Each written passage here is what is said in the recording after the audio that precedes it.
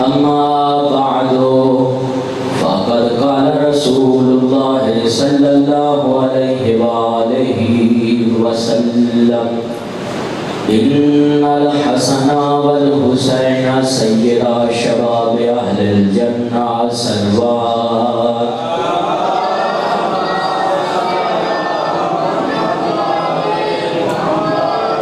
نعرہ تکبیر جاگ کے سارے صاحبان نعرہ تکبیر نعرہ رسالت نعرہ رسالت نعرہ حیدری نعرہ حیدری حسینیت حسینیت یزیدیت یزیدیت اہل بیت کے دشمنوں پر لعنت اہل بیت کے دشمنوں پر لعنت آواز بلند تر صلوات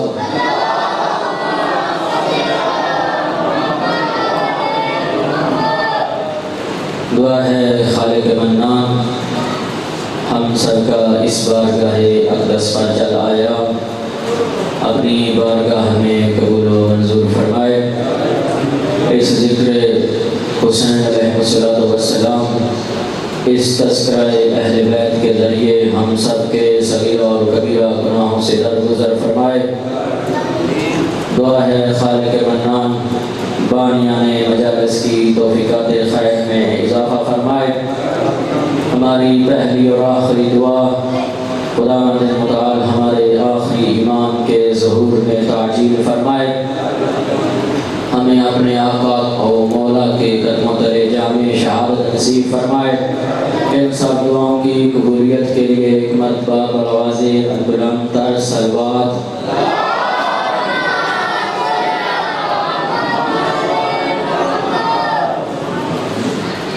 دوستو بزرگ عزیزو اللہ نے ہمیں جو نعمات عطا کی ہیں انگنت اور لا تعداد نعمتیں ہیں جس میں ہر نعمت دوسری نعمت سے بڑھ کر نظر آتی ہے ان نعمتوں میں سے ایک عظیم نعمت کو حسن مجتبیٰ کہتے ہیں دوستو بزرگ عزیزو جناب حسن علیہ السلام دنیا کی وہ واحد شخصیت ہیں دنیا کی وہ پہلی ہستی ہیں کہ جن کا باپ بھی معصوم ہے جن کی ماں بھی معصومہ ہے یہ پہلی شخصیت ہیں کائنات میں کہ جن کی ماں بھی معصومہ ہے جن کا باپ بھی معصوم ہے بھئی یہ رتبہ اور یہ منزلت امام حسین علیہ السلام کو بھی ملا جناب زینب کبریٰ کو بھی ملا جناب ام کلثوم کو بھی یہ رتبہ اور یہ منزلت ملی ہے لیکن امام حسن کے بعد ملی ہے بھئی دنیا میں بہت سارے لوگ ایسے گزرے ہیں بہت سارے نبی کہ خود نبی تو سارے معصوم ہیں حضرت آدم کو دیکھ لیں معصوم حضرت نوح معصوم حضرت ابراہیم معصوم حضرت موسیٰ معصوم ہیں حضرت عیسیٰ معصوم ہیں حتیٰ کہ پیغمبر اکرم صلی اللہ علیہ وآلہ وسلم معصوم لیکن زوجہ کسی کی بھی معصومہ نہیں ہے اس چیز میں پیغمبر اکرم صلی اللہ علیہ وآلہ وسلم بھی معصوم لیکن زوجہ کسی کی بھی معصومہ نہیں بھئی جا تاریخ انسانیت کو پڑھ کر دیکھ لے جا تاریخ ہدایت کو پڑھ کر دیکھ لے تجھے صرف ایک گھرانہ نظر آئے گا جس گھر کی چھت تلے علی بھی معصوم ہے فاطمہ بھی معصومہ ہے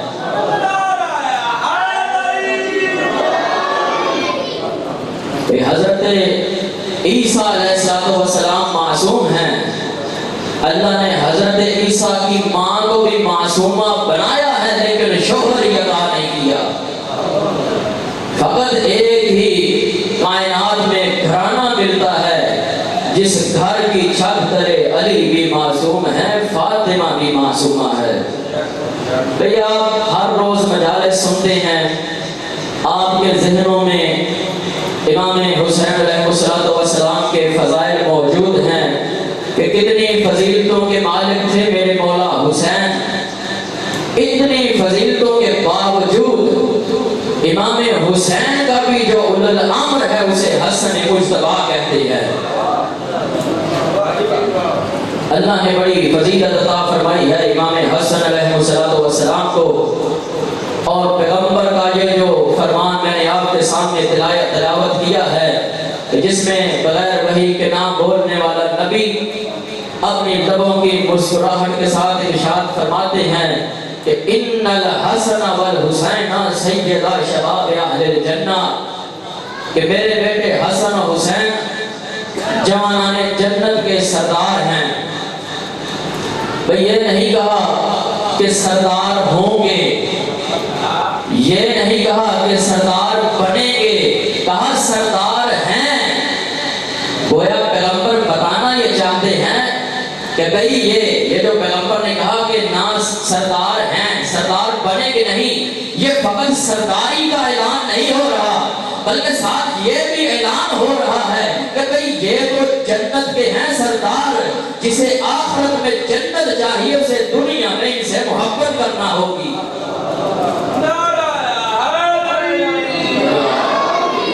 جسے آخرت میں جنت چاہیے انہیں ان کے قدموں میں جھکنا ہوگا۔ بھئی ہو سکتا ہے کسی کے رہبر جنتی ہوں، ہو سکتا ہے کسی کے رہبر جنتی ہوں، بھئی رہبروں کا جنتی ہونا اور بات ہے، جنت کا سردار ہونا اور بات ہے۔ نعرہ تکبیر، نعرہ رسالت، نعرہ حیدری، محمد دشمن کے لعنت، محمد و آل محمد بلند صلوات۔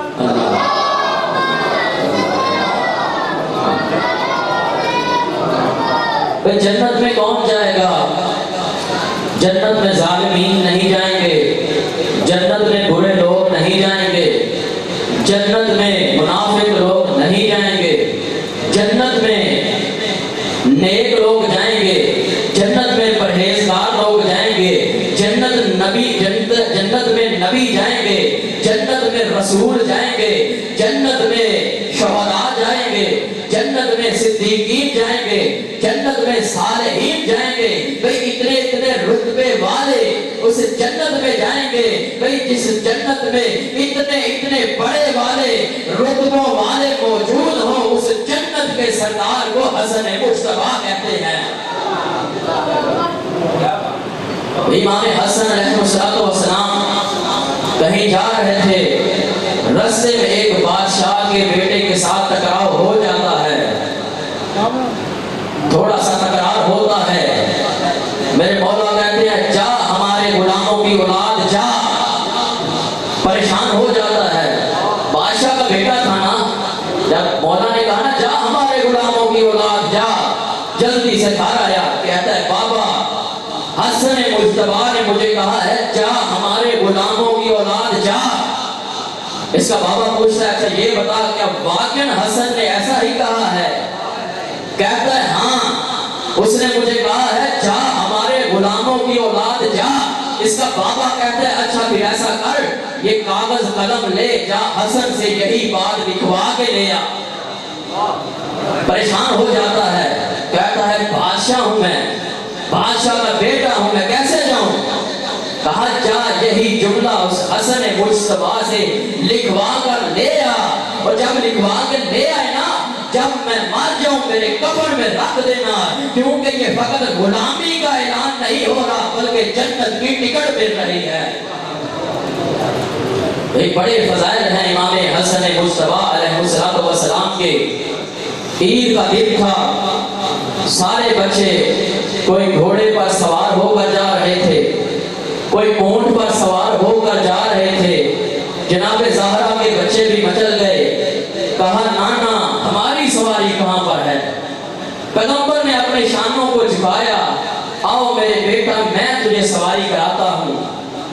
ایک شانے پر امام حسن مجتبیٰ بیٹھے، دوسرے شانے پر امام حسین کربلا بیٹھے۔ صلوات پڑھیں محمد و آل محمد کی ذات پر۔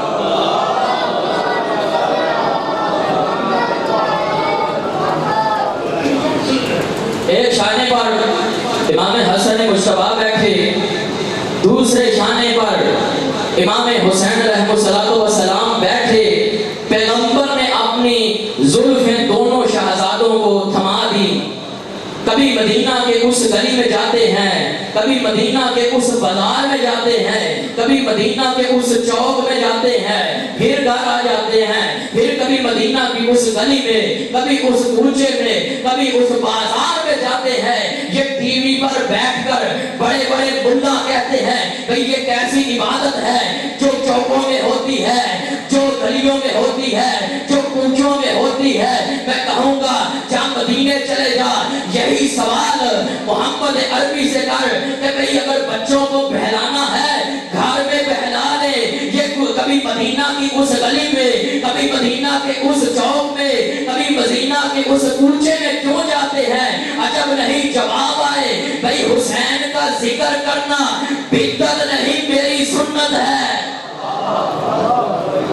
یہ گلیوں میں، یہ کوچوں میں حسین کا ذکر کرنا بدعت نہیں میری سنت ہے۔ صلوات پڑھیں محمد و آل محمد کی ذات پر۔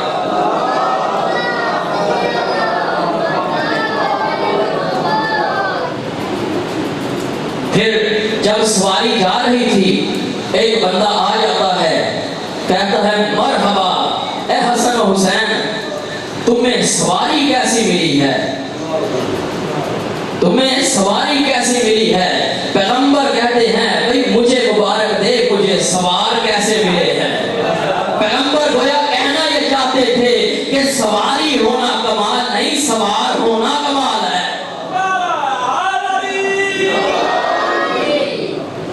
یا رسول اللہ، دونوں بچے ہیں، دونوں شہزادے ہیں، ہو سکتا ہے کسی جگہ پر اختلاف ہو جائے۔ ایک شہزادہ کہے کہ نانا میں نے دائیں طرف جانا ہے، دوسرا شہزادہ کہے نانا میں نے بائیں طرف جانا ہے۔ آپ کی توجہ ہے نا؟ ایک صلوات پڑھیں محمد و آل محمد کی ذات پر۔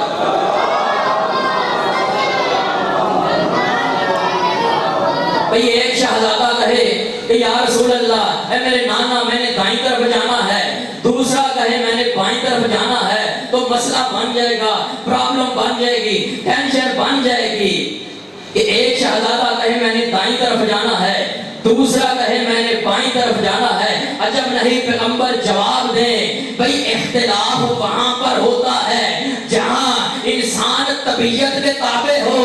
میرے حسن و حسین کو مشیت کے تابع ہیں۔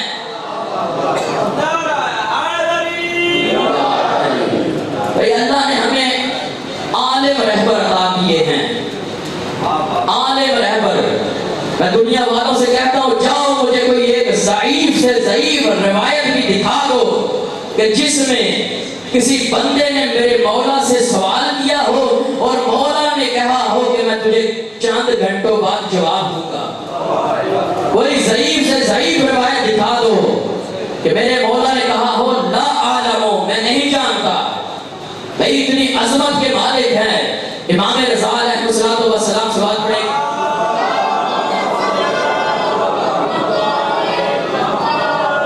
اتنی عظمت کے مالک ہیں۔ ایک بندہ امام رضا علیہ السلام سے سوال کرتا ہے کہ یا رسول اللہ یہ بتائیے کہ جب بہت سارے دعوے دار امامت بیٹھے ہوں تو پھر ہمیں پتہ کیسے چلے گا ان میں سے امام کون ہے؟ بات کی سمجھ آ رہی ہے نا کہ جب بہت سارے دعوے دار امامت کا دعویٰ کرنے والے بہت زیادہ بیٹھے ہوں تو ہمیں پتہ کیسے چلے گا کہ ان میں سے امام کون ہے؟ تو میرے مولا نے فرمایا تھا تو اپنے ذہن میں سوالوں کی فہرست بنا کر لے جانا اس محفل میں جہاں پر دعوے دار امامت بیٹھے ہوں، اپنے ذہن میں سوالوں کی لسٹ کو بنا کر لے جانا، جو ترتیب کے ساتھ تیرے سوالوں کو بھی بتائے تیرے جواب کو بھی بتائے وہ تیرا امام ہوگا۔ ایک بندے نے میرے معصوم امام سے کچھ خط بھیجا جس میں چند سوال تھے. میرے مولا نے ان چند سوالوں کا جواب دیا خط میں، اور نیچے خط کے نیچے جسے ہم نوٹ کہتے ہیں، میرے مولا نے نیچے لکھ دیا نوٹ. جب تو سوال لکھ رہا تھا نا، تیرے ذہن میں ایک سوال اور بھی آیا تھا، تو بھول گیا تھا، اس کا جواب یہ ہے. ایسے ہیں ہمارے امام، ایسے اللہ نے ہمیں معصوم امام عطا کیے ہیں. بھئی دوستو، بزرگ عزیزو، ایک دن امام حسن مجتبی علیہ السلام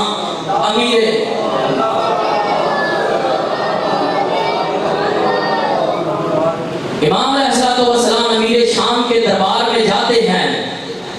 یہ مولا کو دیکھ کر کہتے ہیں انا خیر من کا، میں تجھ سے بہتر ہوں.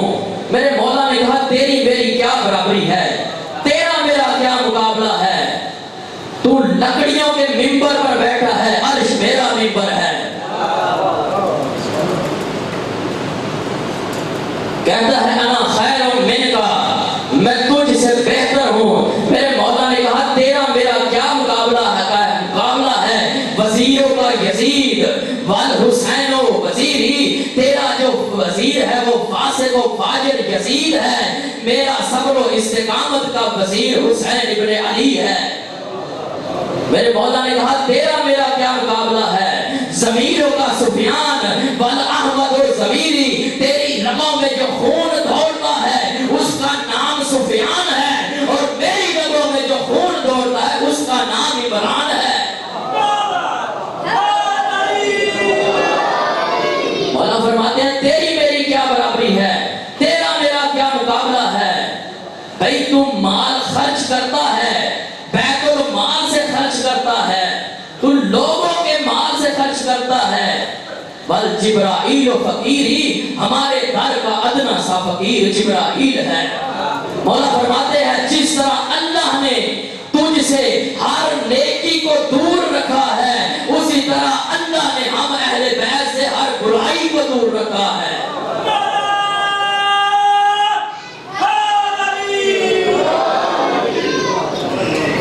بلا محترم آگے ہیں. بس دوستو، بزرگ عزیزو، آج 9 محرم الحرام کا دن ہے. ایک رات کا مہمان رہ گیا ہے حسین ابن علی اجرکم اللہ. آج دوسرا دن ہے، سیدوں کا پانی بند ہے. 10 محرم کی رات ہر ماں نے اپنے بیٹے کو تیار کیا، ہر بہن نے اپنے بھائی کو تیار کیا. قاسم کی ماں قاسم سے کہتی ہے قاسم میرا بیٹا، میرے لال، جب تک تو زندہ ہے حسین کو اکبر میدان میں نہ بھیجنا پڑے. اجرکم اللہ. روایات میں ملتا ہے جب 28 رجب کو قافلہ چلا تھا نا، قاسم اتنے کم سن تھے کہ علیحدہ محمل میں بیٹھ نہیں سکتے تھے. میرے مولا نے قاسم کو پردہ داروں کے محمل میں بٹھایا. بی بی کہتی ہے قاسم میرا لال، مجھے اپنی دادی زہرا کے سامنے شرمندہ نہ کرنا. قاسم آئے اس جگہ جہاں پر میرے مولا اپنے اصحاب کے ساتھ محو گفتگو تھے. اپنے اصحاب کو فرمایا کہ چراغ گل ہے، جاؤ جس نے جانا ہے چلے جاؤ، اپنی جان بچا لو، یہ میری جان کے دشمن ہے.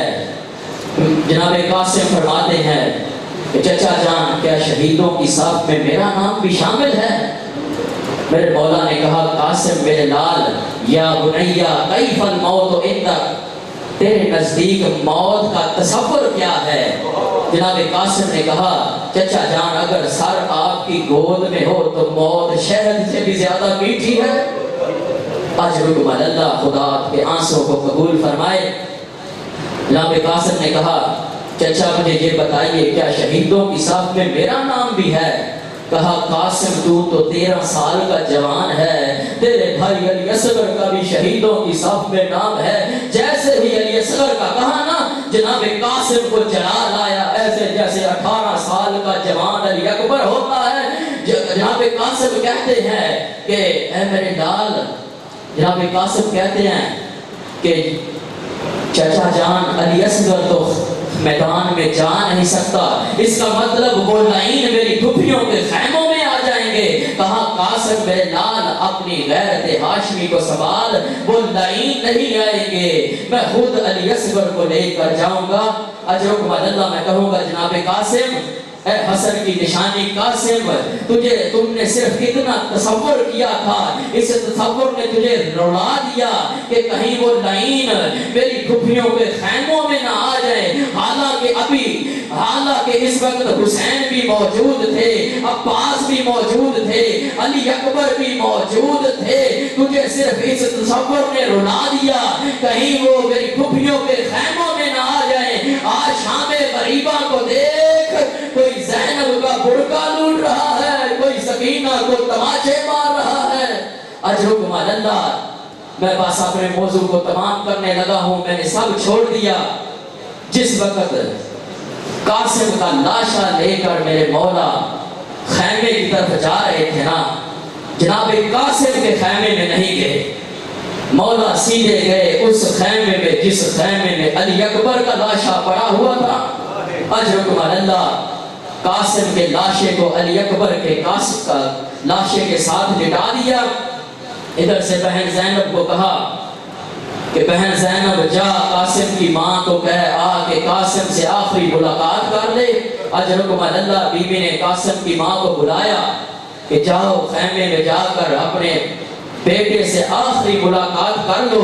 بی بی زینب باقی پردے داروں کو بلانے گئی، آگے دیکھا قاسم کی ماں دروازے پر کھڑی تھی۔ میری بی بی نے پوچھا کہ قاسم کی ماں دروازے پر کیوں کھڑی ہے؟ بی بی رو کر کہتی ہے علی اکبر کا لاشا پڑا ہو، میں قاسم کا کیسے بیان کر سکتی ہوں؟ اجرکم اللہ، خدا آپ کی عبادت کو قبول فرمائے۔ بس ایک دن رہ گیا ہے، جی بھر کے رونے میں ایک منظر پیش کرنے لگا ہوں، بہت سخت منظر ہے۔ جب ساری بیبیاں خیمے کے اندر آئی ہیں نا، منظر کیا تھا کہ ایک طرف علی اکبر کا لاشا پڑا تھا، ایک طرف جناب قاسم کا لاشا پڑا تھا، غریب درمیان میں حالت تشہد میں بیٹھا ہوا تھا۔ اجرکم اللہ، ایک ہاتھ جناب علی اکبر کے لاشے پر رکھا، ایک ہاتھ جناب قاسم کے لاشے پر رکھا، قاسم کے لاشے پر ہاتھ رکھ کے میرے مولا نے رو کر بیان کیا،